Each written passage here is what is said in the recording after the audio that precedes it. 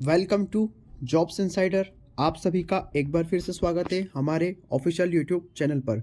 दोस्तों, जैसा कि आप सब देख रहे हैं, आज के इस वीडियो में हम मध्य प्रदेश हॉस्टल वार्डन जो होते हैं उनकी वैकेंसी के बारे में डिस्कशन करने वाले हैं।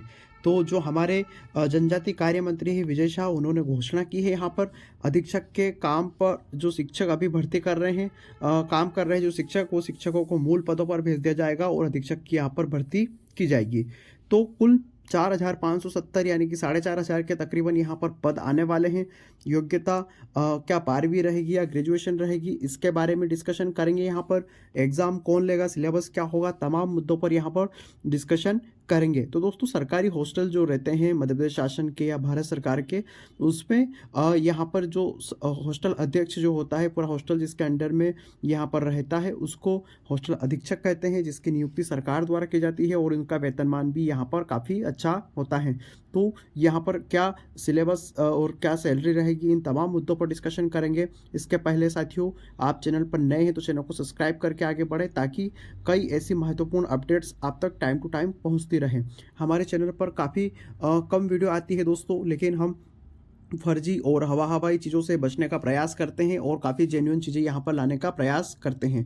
तो आपका इतना सहयोग चाहिए कि आप चैनल को सब्सक्राइब करें और कमेंट बॉक्स में अवश्य बताइएगा कि आप कौन सी परीक्षा की तैयारी कर रहे हैं और आपकी तैयारी किस स्तर पर यहाँ पर है। तो चलिए दोस्तों, देख लेते हैं यहाँ पर किस तरह से न्यूज़ यहाँ पर आई है। सबसे पहले मैं आपको दिखा देता हूँ।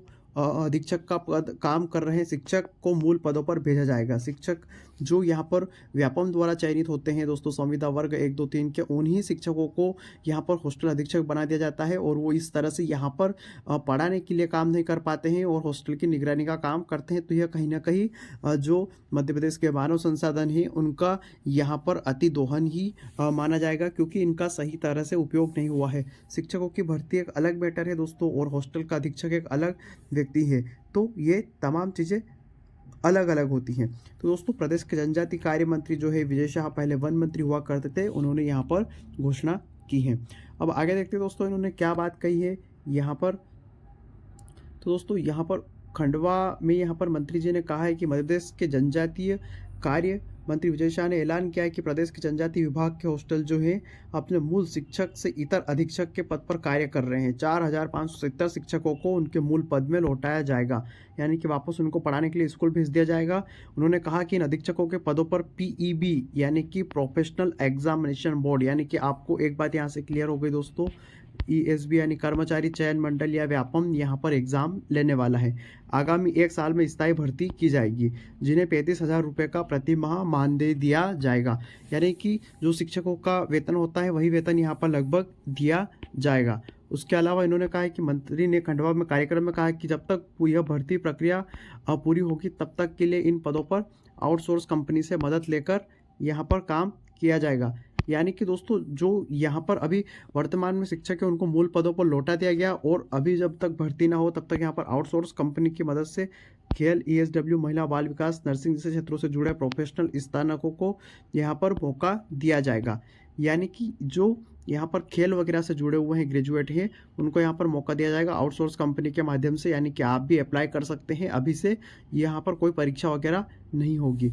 तो यहाँ से एक चीज़ स्पष्ट दिख रही है दोस्तों, यहाँ पर महिला एवं बाल विकास, नर्सिंग, MSW और खेल, यानी कि आपसे यहाँ पर योग्यता BSW मांगी जा सकती है, बैचलर ऑफ सोशल वर्क की डिग्री यहाँ पर मांगी जा सकती है, या नर्सिंग की डिग्री आपसे मांगी जा सकती है यहाँ पर सिलेबस में।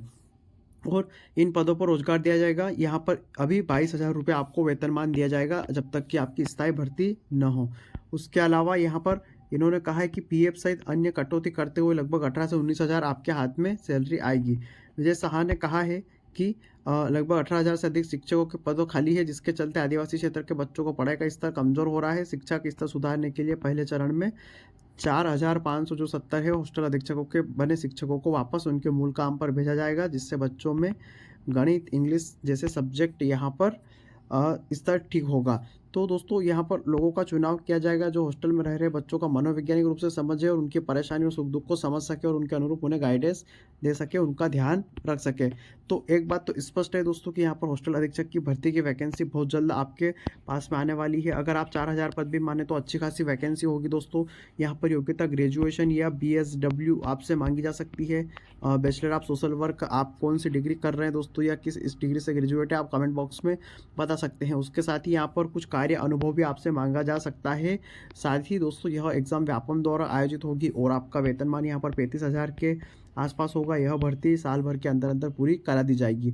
उसके पहले ही अगर आप इसमें काम करना चाह रहे हैं तो यहाँ पर आप अप्लाई कर सकते हैं जनजातीय मंत्रालय की जो वेबसाइट है यहाँ पर जाकर, जिससे यहाँ पर आपको जो एक्सपीरियंस प्राप्त होगा उसी एक्सपीरियंस को लगाकर वापस आप इसी विभाग में कार्य के लिए जा सकते हैं। तो चलिए दोस्तों, वीडियो को ज़्यादा लंबा नहीं खींच सकते हैं यहाँ पर और वीडियो को यहीं समाप्त करते हैं। मिलते हैं किसी नई वीडियो में नई खबर के साथ, तब तक के लिए धन्यवाद, नमस्कार।